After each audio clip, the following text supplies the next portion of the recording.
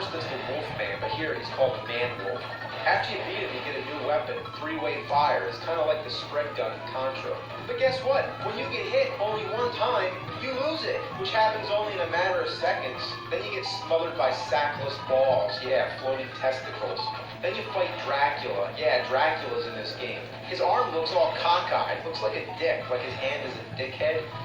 Dickhead. So once again, it's like Castlevania, almost as if Frankenstein and Dracula just switched places.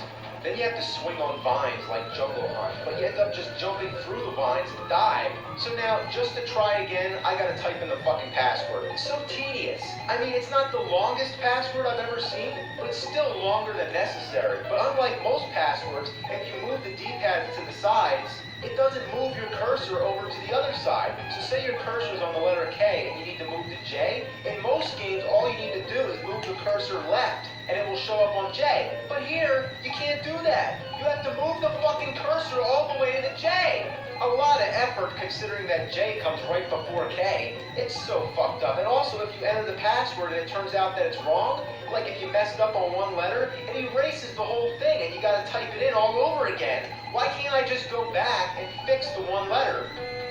I really hate this password thing in general, because what's the point? You should have unlimited continues. Yeah, because the only reason you should have to put in a password is if you turn the game off and want to come back to it later. As long as you're still playing, you're going to keep playing the same stages over and over and over again. So what's the point of sending you all the way back to the beginning? The earlier stages are the easiest, and those are the stages you end up playing the most. It's the later stages where you need the most practice. It's all about trial and error. Like imagine if in high school you fail out of senior year. What happens? You do senior year again, right? You don't have to go back and do freshman year again. So bottom line, have unlimited continues.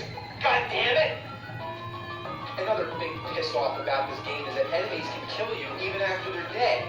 Like you have to wait for them to completely die before you can pass. Anyway, I can't get past the vine, so I'm gonna cheat with Game Genie, the last resort. But check out these codes.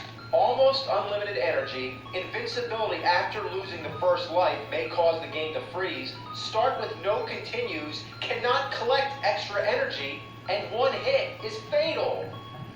What kind of codes are these? Is there like some sick fuck who thinks the game isn't hard enough? Like somebody who wants to be tortured some more? Well, how about this? I got a code for you. How about a code that just starts you off dead? Yeah, well, I don't want to freeze, so I guess I'm going to go with almost invincibility, whatever that means.